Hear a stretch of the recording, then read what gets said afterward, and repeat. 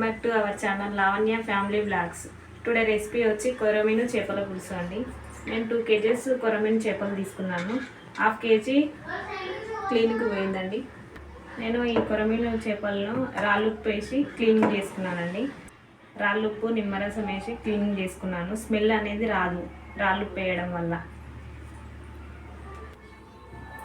దీనికి కావాల్సిన పదార్థాలు కొత్తిమీర, అల్లం వెల్లుల్లి పేస్ట్, ధనియా పౌడర్, జీలకర్ర మెంతి పౌడర్, కొబ్బరి, కారం, సాల్ట్.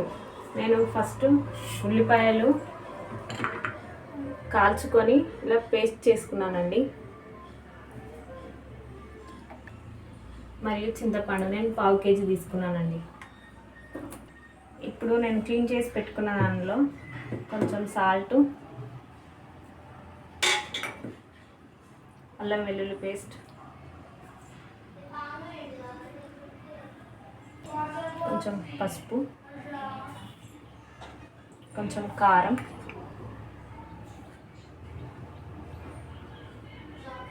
అనేది కలిపి పెట్టుకుంటున్నానండి. చేపల పులుసుకి కొంచెం ఆయిల్ కూడా యాడ్ చేస్తున్నానండి.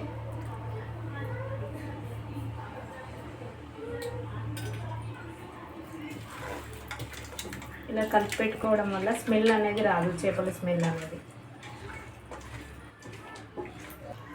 ఇలా కలిపి పెట్టుకోవడం వల్ల కౌసు స్మెల్ అనేది రాదండి. ఇది పక్కన పెట్టేసుకుందాం. ఇప్పుడు మనం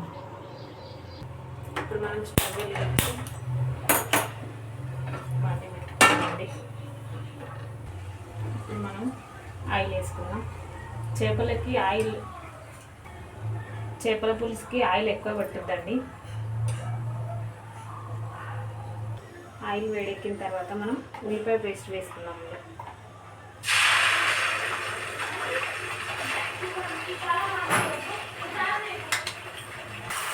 ఇలా బాగా కలుపుకోవాలండి. గోల్డెన్ బ్రౌన్ కలర్ వచ్చే వరకు వేసుకోవాలండి. పచ్చి వాసన మొత్తం పోవాలి. ఇందులోకి మనం అల్లం వెల్లుల్లి పేస్ట్ యాడ్ చేద్దామండి. 2 స్పూన్స్ వేస్తున్నాను. అల్లం వెల్లుల్లి పేస్ట్ బాగా మగ్గాలండి ఆయిల్లో. ఇలా వేపుకోవాలండి. ఇందులోకి మనం ఇప్పుడు పసుపు యాడ్ చేసుకున్నాం.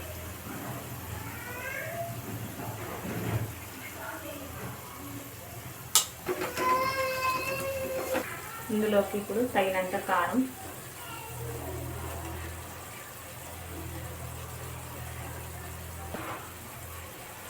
టూ స్పూన్స్ వేసానండి. దీంతో టేస్ట్ అనేది బాగా వస్తుంది. ధనియా పౌడర్ 1 స్పూన్, కొబ్బరి తురుము ఎండు కొబ్బరి తురుము అండి 2 స్పూన్స్ వేస్తున్నాను నేను. ఇందులో కొంచెం కొత్తిమీర. ఇది బాగా వేపుకోవాలి.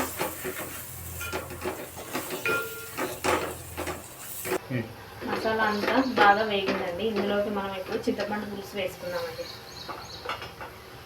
నేను ఇలా తీసి పెట్టుకున్నాను చింతపండు పులుసు.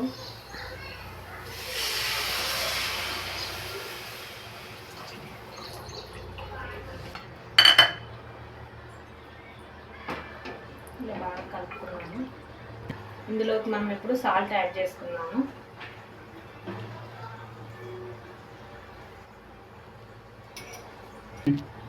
నూనె పైకి తేలే వరకు మనం మరిగించాలి. మూత తీసి చూద్దామండి. నూనె పైకి వచ్చేసింది. ఇప్పుడు మనం ఇందులోకి చేప ముక్కలు వేసుకుందాము.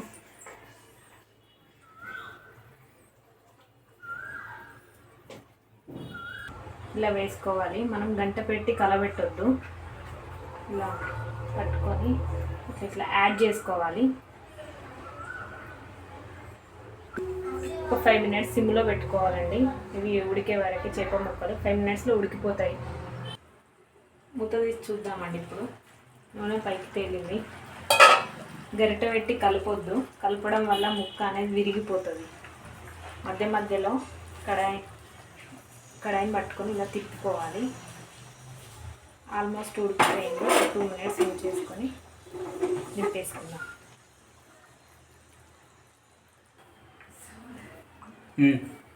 నూనె పైకి తేలిందండి, ఆల్మోస్ట్ ఉడికిపోయినట్టే. నూనె పైకి తేలిందంటే ఇందులో మనం ఇప్పుడు ఫైనల్గా కొత్తిమీర వేసుకున్నాం.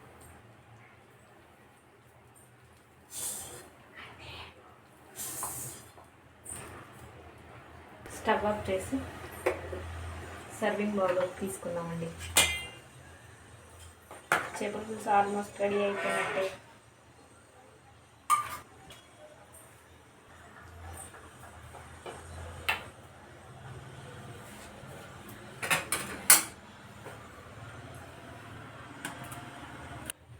టేస్టీ కొరమీను పులుసు రెడీ అండి.